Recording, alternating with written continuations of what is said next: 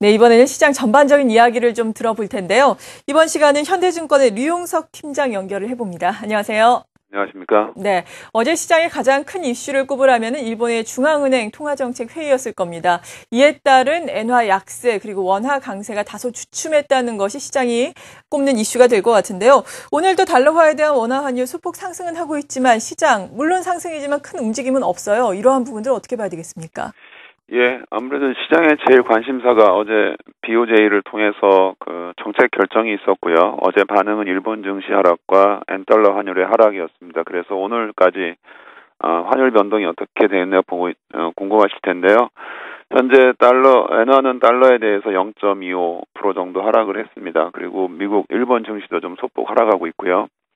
이러한 그 반사이익 자체와 반대 방향의 움직임 자체는 이제 코스피가 엔화의 속도 조절 가능성과 함께 코스피가 좀 상승할 수 있는, 즉 우리말로 테이크오프 할 수 있는 그런 시도 국면으로 볼 수는 있겠습니다. 다만 이제 그 외국인 순매수가 유입되고 있지만 아직은 좀 제한적인 수준에 그치고 있고요.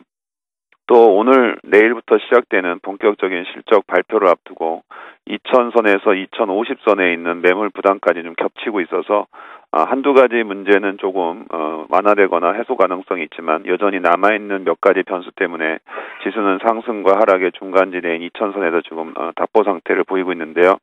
이러한 지수가 좀 오늘 정도에서 반등폭이 제한되는 반면에 LED 조명 관련주라든가 OLED 관련주 그리고 환율에 따른 반도체 상승 이렇게 좀 나타나고 있고요.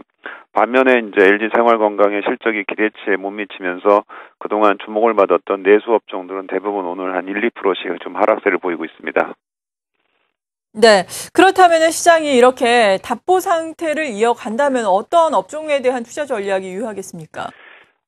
일단은 저희가 보기에는 중압감들의 요소들은 몇 가지가 조금 해소될 가능성도 있고요. 또 남아있는 것도 있다고 볼 수 있겠습니다. 즉 기술적으로 보면은 저항감이 남아있고요. 또 수급 개선에 대한 추가적인 기대도 조금 답보가 돼야 되는 상황인데요. 반면에 이제 실적은 이번 주 시작으로 해서 다음 주가 되면은 선반영되거나 또는 이제 일부 실적에 대한 부담감에서 통과할 수 있기 때문에 전반적으로 보면은 이번 달 후반 정도부터는 이제 1월 달부터 있었던 부담 요인들이 대부분 좀 경감되거나 해소될 가능성이 있어서 2월 달에 대한 증시 기대를 높인다고 볼 수 있습니다. 다만 1월 달까지는 매물 부담에 대한 심리적 개선까지는 조금 답보 상태가 있었기 때문에요. 전체적으로 보면은 낙폭이 껐던 종목들이 그 실적이 선반영됐을 가능성을 대비해서는 저가 매수 기회로 이번 실적 신을 삼는 전략이 하나 있겠고요. 또 하나는 지금 이제 낙폭과대주가 반등하면서 기존의 추세적인 종목들은 조금 주춤하고 있는데요. 오히려 이제 추세적인 종목 같은 경우에도 이제 이평선을 이용해서 매수 가능한데 특히 중소형주 가운데서 실적 개선세가 좀 뚜렷한 종목들에 대해서는 추가 상승 가능성이 높기 때문에 이번 그 연말까지 나타날 수 있는 조정 기간을 통해서 중소형 실적주의 추가 상승을 견인할 수 있다 이렇게 보고 있습니다. 네, 잘 알겠습니다. 투자 전략까지 세워주셨습니다. 현대증권의 류용석 팀장이었습니다. 잘 들었습니다. 네, 고맙습니다.